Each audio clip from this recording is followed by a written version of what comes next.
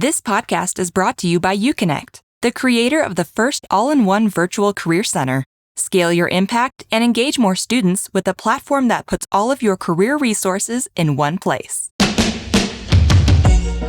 Hey everyone, welcome back to the Career Everywhere podcast. I'm your host, Meredith Metzger, and this week I'm excited to welcome Joe Catrino, the Executive Director of Career and Life Design at Trinity College. In this episode, I talk with Joe about how career services and higher ed can innovate and prepare students for the future of work. Joe shares what the future of work means for higher ed, how career services can embed life design into career coaching, and what it will take to make sure today's students are ready for tomorrow's workforce.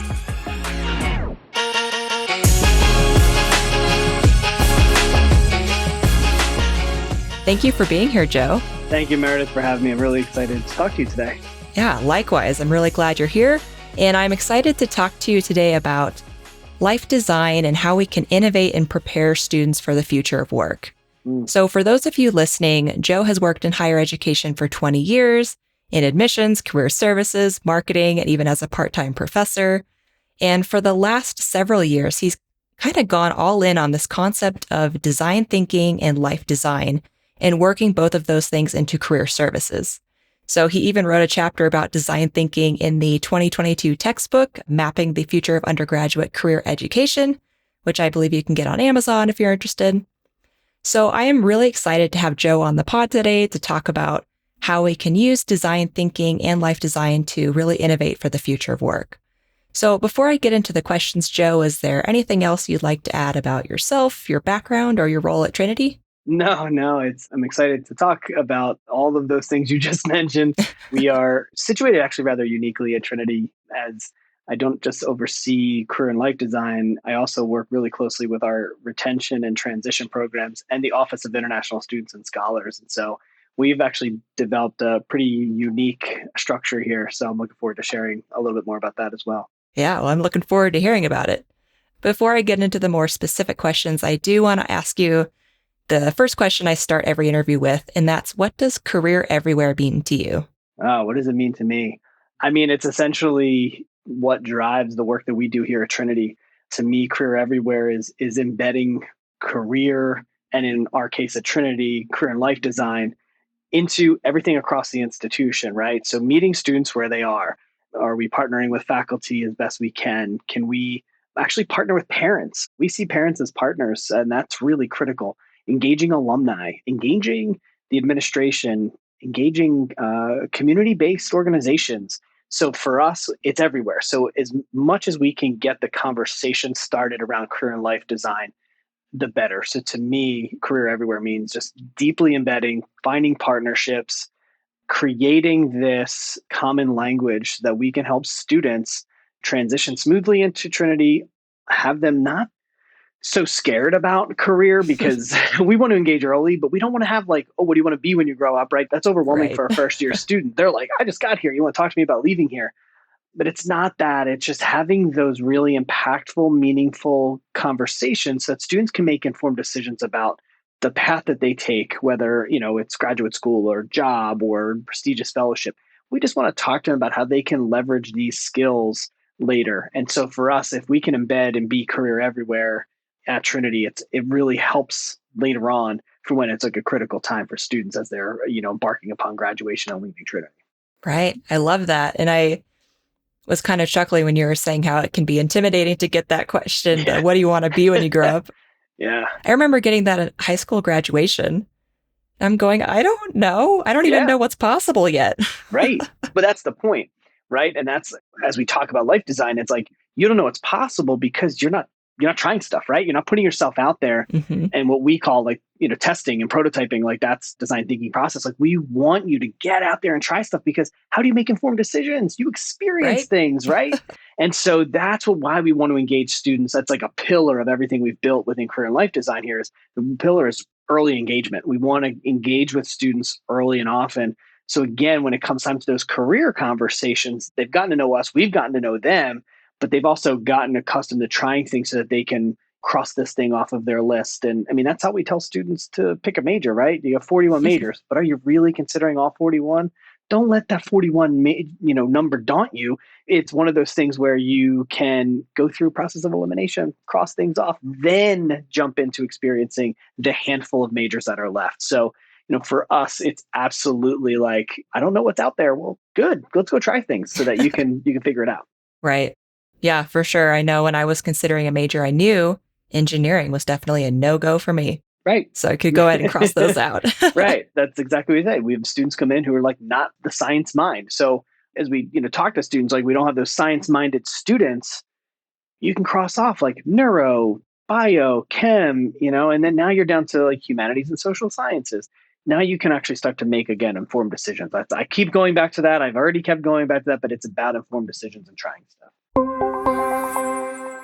Do you offer labor market data to your students and other on-campus stakeholders? Having access to top hiring companies, skill and education requirements, salaries, and more can be a critical tool in career exploration and advancement. That's why UConnect is offering a free trial of our Labor Market Insights module, powered with data from our partners at Lightcast, a leading labor market data company. To learn more, visit gouconnect.com/LMI. That's L as in labor, M as in market, and I as in insights. Start your free trial today. Okay. So kind of on that note, I would love to dig into the life design and design thinking concepts. So for those listening who may not be as familiar, can you just give us a quick overview of what life design and design thinking mean? Sure. So this all comes out of, I've told this story a lot, and I'm sure those that might be listening to this podcast or watching this podcast have heard this story. So I apologize for overwhelming you with the same story, but it all started for me in February of 2017 when my former boss came to me and said, "Joe, I want you to read this book." And it was Designing Your Life, written by Bill Burnett and Dave Evans. And I don't know about you, Meredith, but if your boss were to hand you a Designing Your Life book, you start to wonder what the messages are trying to send you, right? What are you saying? Yeah. Should I be looking for a new job once I read this book? Like, what's the deal? But, all jokes aside, so my former supervisor, mentor, friend, Angel Perez, handed me the book and said, "I want you to read this." And it's amazing. So I took the book and read it, and I was like, "You're right. This book is amazing."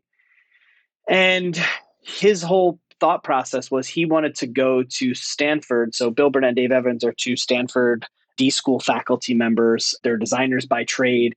They're really in the deep parts of design thinking and designing products and technology and essentially lives. And so they wrote this book as designers using design thinking. And so what design thinking is, to many people, it's called wicked problem solving, or to many others, it's creative problem solving. So that's what design thinking is. That's what designers do, is they solve problems. Something that designers are doing because they're trying to solve a problem. And what we have to remember is design thinking is a human-centered approach to solving problems. It's about the people. It's multidisciplinary. Where design thinking came from was engineers and designers. They were speaking a different language and they had to collaborate. And so it was like, we're talking about the same thing, but it's coming out different. And so they came up with this design science, this human-centered approach, which is ultimately what design thinking is. And it's a 5-step process. It starts off with empathy, define, ideation, prototyping, and testing. So what that means is empathy for who you're trying to solve the problem for, right? So if I'm designing chairs or desks for university, my people are my students, right? The people that are going to use that. So what I want to do is I want to develop empathy with them, and I want to learn about what they're experiencing with the desks or the chairs. So what we do is we want to dig in with them and really get to understand what the problems are. Then we define that problem.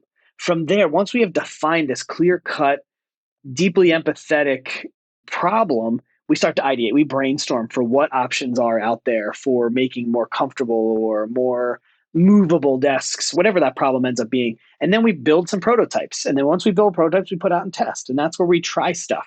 That's how we try stuff around what the problem is we're trying to solve. So that's design thinking. And so Burnett and Evans took design thinking and said, well, we solve all these problems like in technology and furniture and video games and all that kind of stuff. And basically said, well, we can apply this to people designing their lives. And that's ultimately where the concept came from. And so going back to my initial story with Angel is The D School was actually for the first time putting together what they called the Life Design Studio for Higher Ed Professionals. And poof, we applied. I believe we were one of the first dozen schools that attended this design studio. We spent a week at Stanford learning, and it's great how they do it. I really love what the D School does because you sort of wear two hats. The first couple days, you're wearing the hat as a student. You're a student of life design and design thinking, and you're learning all this stuff. And then what they do is like you kind of get to that critical midpoint of the week and they flip you to now you're the higher ed administrator. So let's think about how you can embed this at your institution. That's really what Stanford wanted to do. That's the vision of Bill Burnett and Dave Evans was they wanted to spread this across the country. They wanted other institutions to try this. And so that's what they did. So we went, spent the week, and came back with a million ideas on how we can embed this. So that's the really long version of what design thinking is, and sort of how it came to Trinity. Okay. So let's talk about how you've applied it at Trinity. Yeah. So as head of career and life design, how are you applying those concepts to career services, to helping students, Sure. preparing them for the future of work, and so on? Yeah. So what we've really tried to do is our goal. So what happened was we came back from Stanford and had a million ideas, and we just tried some stuff. We tested a lot of different things. We implemented it first we have a pre-orientation for first generation college students. And so one of the first iterations of life design at Trinity was we embedded this in that it's got like a pre-orientation. So it's like orientation before the real orientation. We actually created a design day. And so what we wanted to do is we wanted students to be able to learn about life design as they start this college process where they don't have a lot of information because, again, they're the first in their family to go. So we kind of just did little tiny implementations of different design projects and different programs and services. But as I moved into the role of director of career development in October of 2017, I started to think a little bit more holistically about how we, at the time, were advising students. And to me, when it comes to career, I don't know that advising is the right terminology or the right process because it's sort of like you're constantly just giving the student information, they go and do it, and they come back. So you're advising them. What I saw it as more, the vision I had was that we are coaches. We coach students. We support them along the way, but they're the ones doing the work. We want them to be proactive in their career process. And so what we wanted to do was we wanted to kind of flip this a little bit and engage students in a way where we coach them, but used life design in how we coach students. And so we spend a lot of times engaging with the student with empathy, right? So we're helping students. We're not giving them like, you might go, Meredith, and you might Google like life design activities, or you might use the book and you might see Odyssey maps, or you might see worldview, workview, life view, different activities. Yeah, we do use those, but it's not like you come in and meet with me as a coach. And I just hand you an activity and say, go, and then bring me back the results. It's not that. At some point, I might get to that activity with you, but what I really want to do is I want to get to know you, but I want to get to know what drives the decisions you make. And so what we do is we help students become designers. So we want them to start to think about, to be curious about what's out there, to radically collaborate with other people, like find your people, be ready to reframe at a moment's notice when things aren't going the direction you want to go. So what we've done is we've we've embedded in this life design into coaching. And so it drives with empathy. And then what we do is we then start to define what their problems are. How might I decide between history and psychology as a major? Well, right there, we've defined the problem is it's not just major. I'm torn between two things. So we're able to dig in with students. And then what we do is we work with them to ideate on how they can actually figure this out, to make that informed decision. So it's ideating around different things like, okay, maybe go talk to faculty in each of those, go talk to alums, go talk to current students, take a course in each, find out what internship options are tied to each, things like that. And so it doesn't sound super unique, but I think it's just that beginning part of like really encourage students to get to know themselves so that like they can develop their own empathy. And then because we get students, I think today's students are really impacted and influenced by their families. And sometimes they make decisions based on what other people want, not necessarily what they want. And so we want to challenge that a little bit. So we want students to make that informed decision for themselves, not for anyone else.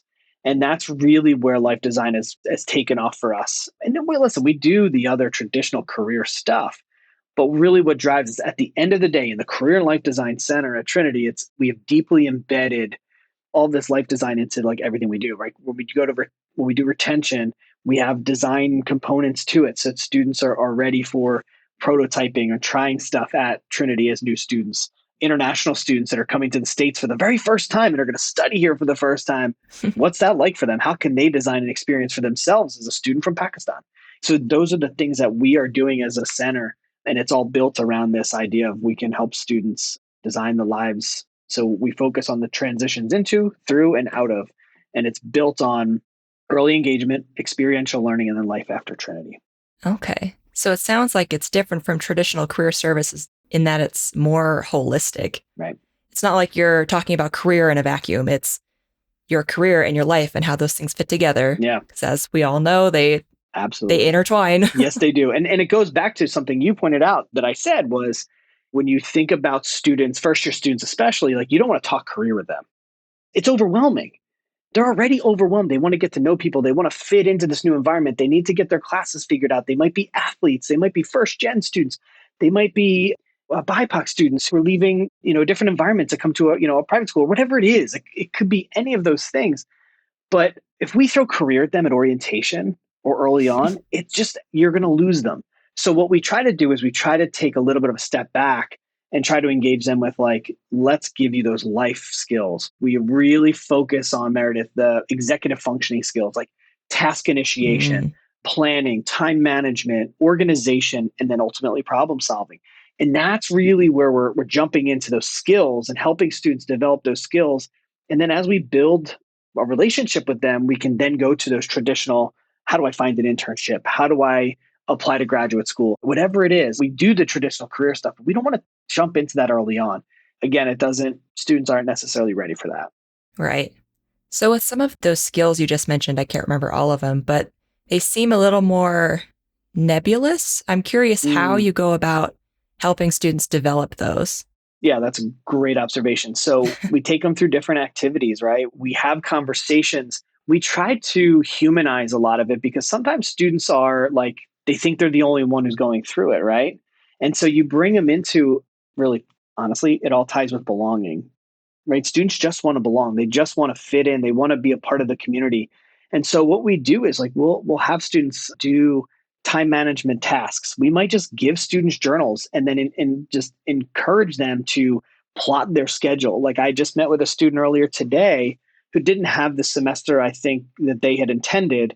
And so I met with her. She's one of my academic advisees. And I was like, all right, well, let's make a schedule. So I'm meeting with her again on Tuesday. And I said, bring me just bring a sheet of paper with your schedule, your regular weekly schedule. And what we're going to do is we're going to plan. We're going to come up with how you're going to use your time in a strategic way, because that was her biggest issue, was she wasn't doing her schoolwork at a good time. She was not fitting it in. She was, not being mindful of the work that she had, and she was rushing to do things. And so what I'm going to do is I'll take her through a bunch of different activities so that she can actually pay attention to how she's using her time. So it's really like paying attention to paying attention. So through a variety of activities, through group advising, we do a lot of different events and programs for students. And that's really we focus. It's a great design activity called energy management, not time management, energy management. Why don't we pay attention to how we're feeling from an energy perspective when we do certain activities? We got to pay attention to that, because why are we doing things that drain our energy? Or how can we do things that drain our energy differently? So there's a lot of different ways to like map these activities out so that students can, again, focus on is like student satisfaction and student wellness. Like that's what it comes down to. We want to provide an experience that satisfies those two things. And that really is like through different building and finding community and connections. Like we'll bring different groups of students together so that they know you're not alone. Look at all these people here that are doing the same thing, that are experiencing the same things. So that's really what we focused on. And I don't know if you've ever seen it, but there's like a really great illustration.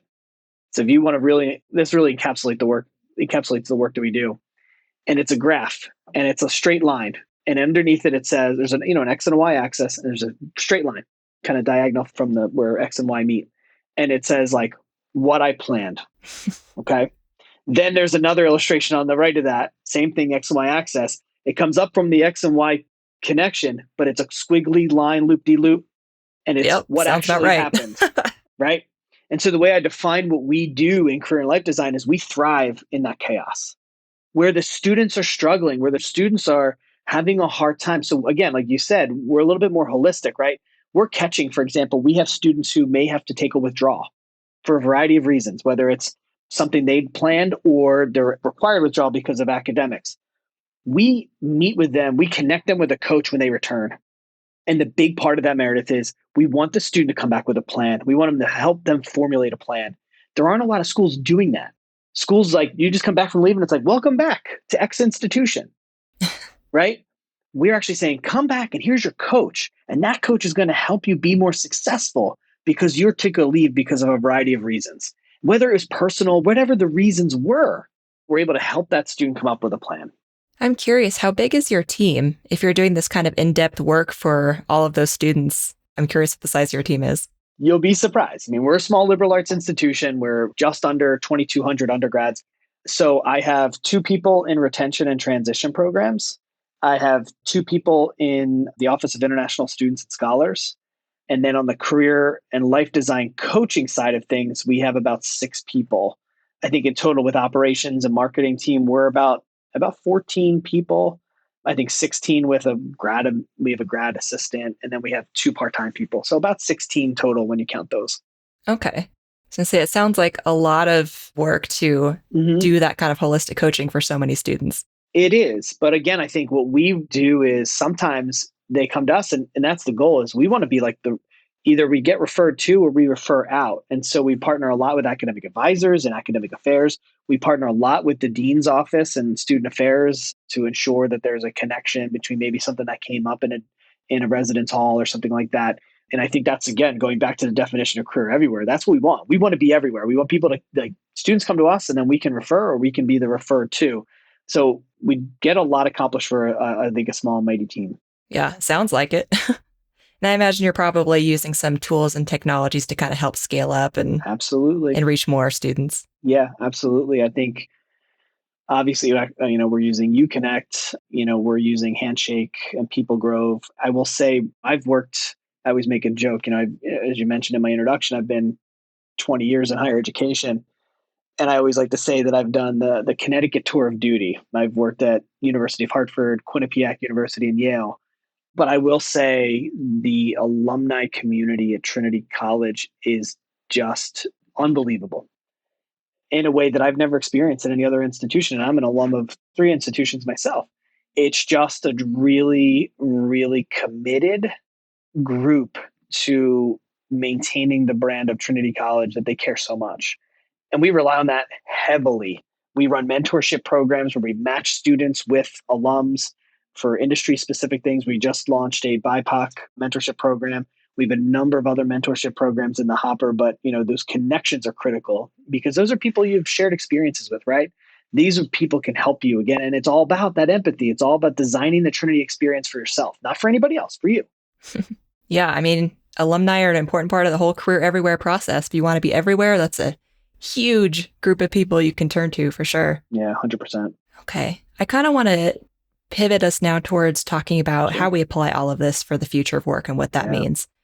And so I think to kind of just establish some context, like, what do you mean when you say the future of work? Because I feel like we all hear that phrase a lot. So in your mind, what does that mean? Well, the future of work is here, Meredith, right?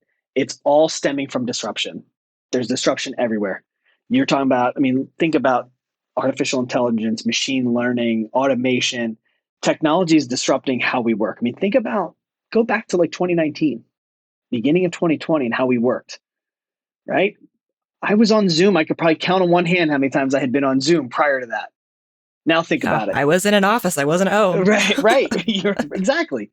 So my point is there's disruption happening and it's impacting how we work, what kind of work is getting done, what kind of jobs are around. Some jobs are being lost to that automation, but some are being created because of that technology and automation. And so what's happening is because of that disruption, so we're talking about technological disruption, we're talking about economic disruption, we're talking about ecological disruption, and pandemic disruption. So there's this litany of disruption happening and it's impacting everything. And so what I mean by that really what it comes down to is, again, jobs are shifting and changing, and how we work is shifting and changing. So as we think about helping students across the globe think about the future of work, it's important because jobs that our students are going to have, they don't even exist yet. So how do you prepare students for that? How do you prepare for this future of work, this disruption? Well, you focus on skills. And that's why I teach a course called Designing Your Future Work. So it's basically life design plus the future work, and I smash them in. And one of the things that I talk about is the value of a liberal arts education, because I think a liberal arts education really provides the skills for students to be versatile, to be ready for whatever the future of work holds for them, right? And so when you think about critical thinking and communication, those are oftentimes the skills more sought after by employers. And so I deeply believe that a liberal arts education coupled with life design skills really make Trinity students attractive to employers, but also help students navigate whatever the future of work holds them. They'll be ready to define problems. They'll be able to learn self-empathy so that they can dig in and define the problems that they have so they can ideate around those things. So to me, the future of work is here, is a lot of disruptions, but students have to be ready to articulate, define, and share the skills that they have. And that's we're working on that. Actually, we're starting to build out some tools that students can actually identify those skills, because a lot of times students don't know how to define skills or even share the skills they have. They talk about experiences they have, but what we want them to do is we really want them to dig into the skills they've acquired in internships. Like I told you, one of the middle pillar that supports what career and life design is around experiential learning. Yes, we want students to go do experiences, but what are you getting out of those experiences? We have to get away from, I think a resume is a resume, but you have to be able to articulate, talk about the skills you've acquired and the skills you use on a regular basis. And then at some point, you have to assess those skills, Meredith, and you have to say, my skills aren't what they used to be. I got to sharpen them. There's a great book written by Michelle Weiss. It's called Long Life Learning. Lifelong learning is a commitment. We have to be able to, I know some people don't like the words upskill and reskill, but that's what it is. We have to be able to reskill and upskill and adapt to the way work is changing in the fields that we're in. Okay. It was funny. I was listening to your answer and it was kind of making me reflect on my educational experience, because I got my degree in journalism, which I don't know if you count that as liberal arts or not, sort of, but it's aligned. I don't know. Yeah.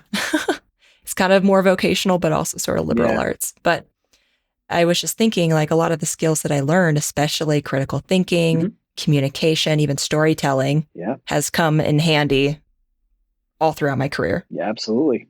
100%. That's what it's about. Skills are valuable. Right. You talk about, there's a great piece too that Strata Education put out back in, I think, the fall of 19. It was called Robot Ready.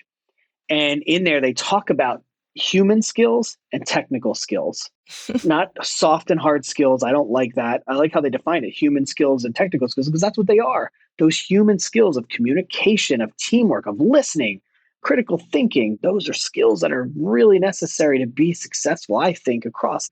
And then you learn the on the job technical skills. There are trainings, all of those things, all of those trainings happen in the workplace. And so if you have really good human skills and you can articulate those and you can share them and you can talk about them, you're ready for the future of work. It's funny you bring up that report, because I actually worked at MZ, now Lightcast, when they partnered with Strata on that report. So I'm very familiar. Actually, I think Michelle Weiss wrote on that too. I believe she did. Yep. Yeah. Small world. Indeed. So I'm curious, you sort of touched on it a little bit earlier, but how does life design and design thinking, how does that play into preparing for the future of work, specifically preparing students? Yeah. Well, I think I did hit on it a little bit, but when you think about, when I talked about the future of work, when you asked me, I think it's important that when you get to a point in your whatever future of work is, having that ability to think like a designer is going to be critical. So you have to be able to, again, be ready to reframe and pivot. You want to think about what's your curiosity, being curious and being out there. And those are really important skills to have. But again, I think being able to go back and empathize with yourself if the future of work isn't what you want it to be. And that's sometimes hard to do, right? You get to a certain point in your life and you're like, I've been successful, but I'm not really loving what I'm doing. There's no meaning, right? And that's what Burnett and Evans talk about in the book, is designing a life of meaning and purpose. And so for me, when you think about skill development and lifelong learning, also developing those skills as a designer. Just keep designing the life for yourself. And so empathy, defining those problems, ideation, like that process is so important, and not being afraid to like redesign. They put out a second book, which is Designing Your Work Life. And they talk a lot about specifically the world of work and how things are changing. And they wrote one, they actually have two versions of the book. There's like a pre-pandemic version and then a post-pandemic version. And it's great for that because it talks about the disruption from the pandemic and how things have changed and how we work differently. And so having that ability to design and create opportunities for yourself is just really important, and I think powerful in whatever direction you go in the world of work. I'm curious, in your role as the head of career and life design there at Trinity, are you talking a lot with employers about this concept of the future of work, life design? And if so, I guess what's their response been? Yeah, I mean, I think not as much as I'd like. It's hard. It's hard to talk to employers. And I think that's even in the Robot Ready piece. That's the rub, right?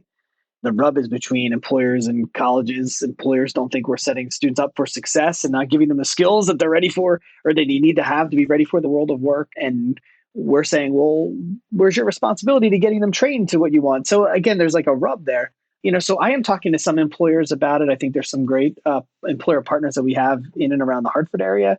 I think the work that we do with a lot of our alums has been important. And so they have grown appreciative of how prepared students are when they come out of Trinity. They have reflected on that.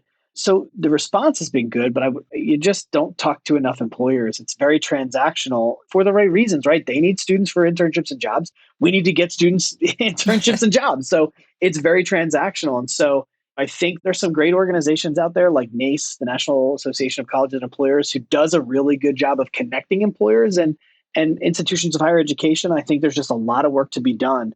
There's got to be a lot of time and energy invested into workforce readiness and career readiness from both perspectives. And I think if we can get a lot of people in the room, it'd be great to do that. But again, I think it's just sometimes it's, conflicting interests to a certain extent, right? They just want to get, again, transactional, getting students jobs and internships and hiring students for jobs and internships. But the response has been pretty good. I mean, we have had, employers remark about this, and we do a lot of reflection, especially when we send a student out for an internship and getting their feedback on what type of student they had in the internship and what the process was like, if the student was prepared. And so we really try to hone in on ensuring students are going out and using those skills in the best way they can.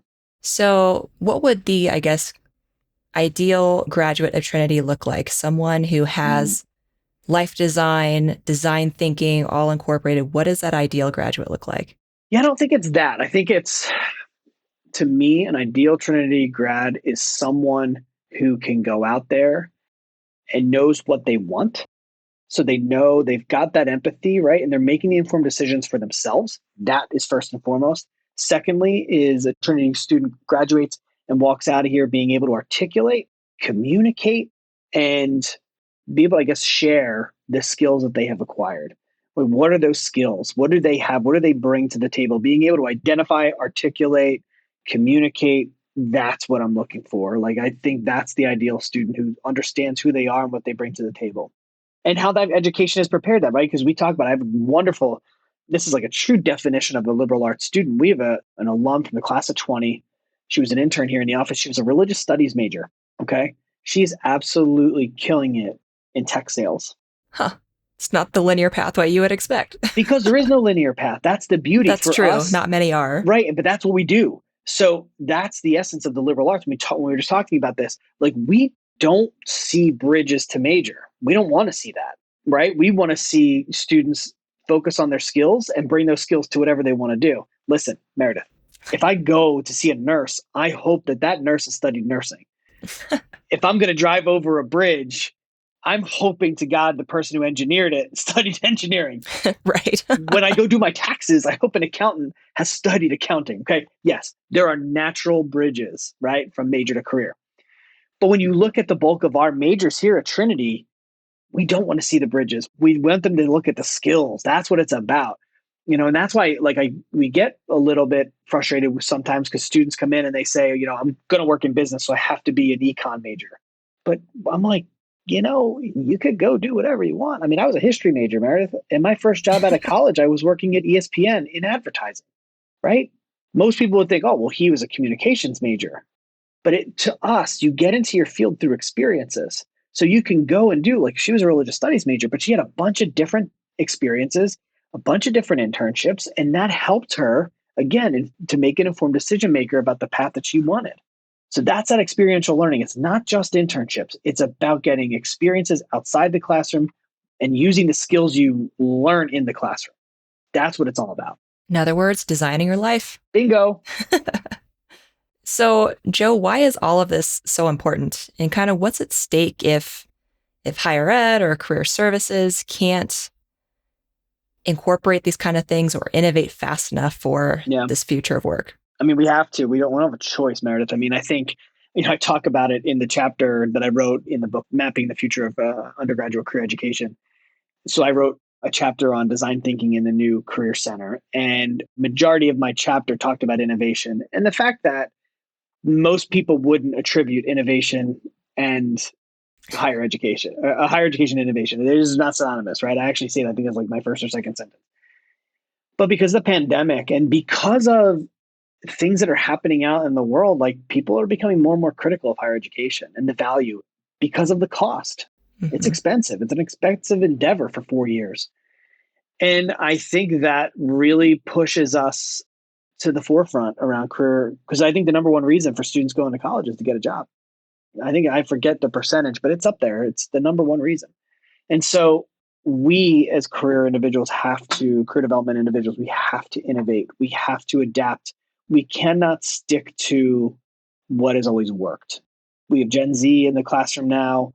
They're a different generation. They have different needs and interests. And I think we need to listen to our students and ask them what they want. We can't assume because Gen X or whatever wanted this, we can't assume Gen Z does. And so we have to be ready to be versatile, be nimble, and not be afraid to try things. And that's, I think, the beauty of the stuff that we're doing is we're trying stuff. And I'll tell you, I had a design thinking program that I ran here that flopped, but it taught me so much about what I could do next. Now that program is in its 5th year. So we've made some different judgments and changes and listened to our students. We survey students a lot. We ask students questions. We do focus groups because we're curious. We want to know what they want. And that's how we have to serve them. And we have to talk to employers more. I think that's something else we need to do. But overall, like, we got to make a move. We got to save higher ed because higher ed is under attack. And I'm not trying to be dramatic, but it's happening. And so from a career perspective, like, it's important that we up our game and we start to innovate. We start to try things. I think for us, like I said, we've landed in design thinking and life design, and that's been really good for us in the community here at Trinity. And so, that innovation has been good for us. But that's not where we're stopping. We're doing a lot of other things, like I talked about. We're talking to students who are on leave. We're looking at retention data to inform some of our pre-college programs. We're building bridge programs prior to students starting in their first year. We're engaging parents in a different way, parents and families. So we have to be willing to try things, even if it didn't work before, or if it's something we've always done, maybe it's time to innovate around that particular program. So I don't think the answer, but I think there's some pieces in there that I think will empower some of us in career development. Yeah, for sure. So on that note, what advice do you have for other career services leaders who want to make sure they're innovating and that they're preparing students for the future of work? Talk to your students. Don't be afraid to ask them what they want.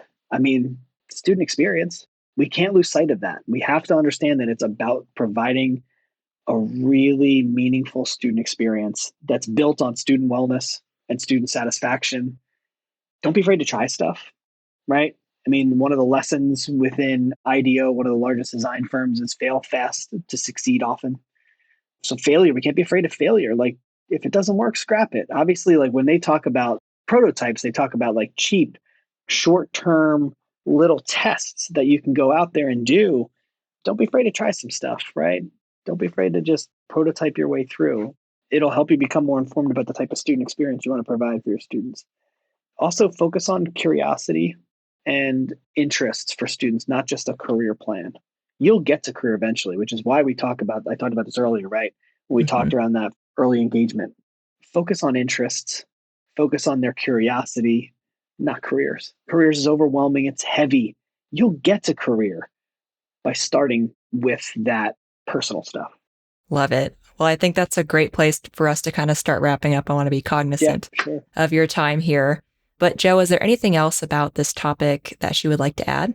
No, I don't think so. I mean, I think we, in career development, career services, whatever your institution calls it, is just, we got to be ready to innovate. We got to be ready to try new things. And, we're partnering across, we're doing a couple things with admissions, which is really fun to bring the value of Trinity degree to the forefront as students make decisions about where they'll attend.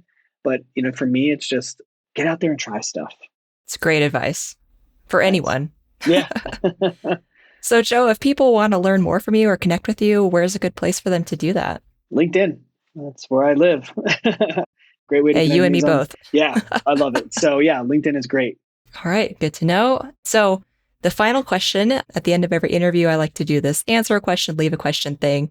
So I'll ask you a question that our last guests left for you, and then you'll leave one for the next guest. Oh, okay. Yeah. So our last guests were Megan Baeza and Mary B. Merritt, both of the University of Texas Permian Basin, and they want to know about your career journey. So they asked, what brought you to career services?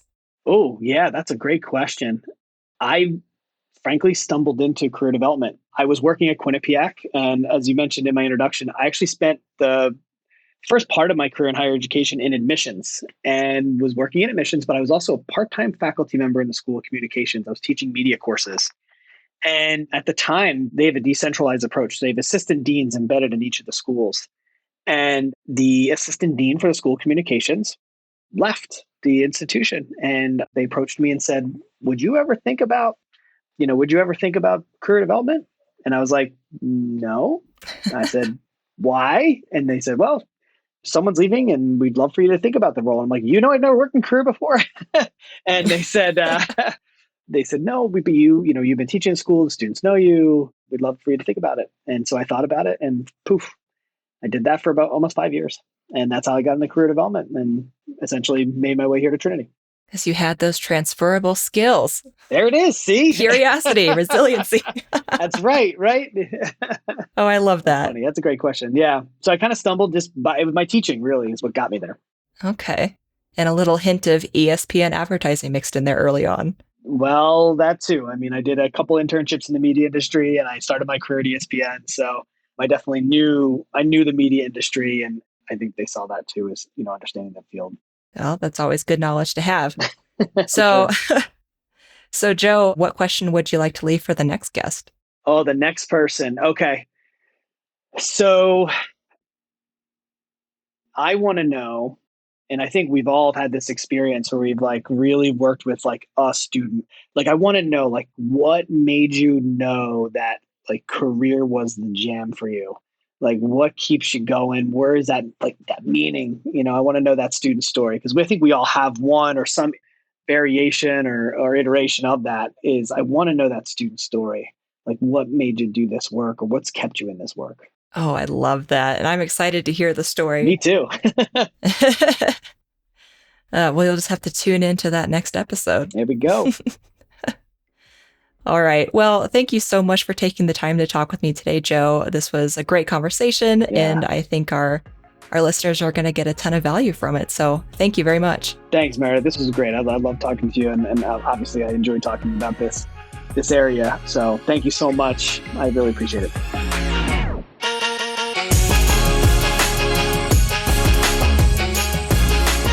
That's all for this episode of Career Everywhere. Thanks so much for listening. If you enjoyed it, please be sure to hit subscribe and rate and review us wherever you get your podcasts. We'll see you next time.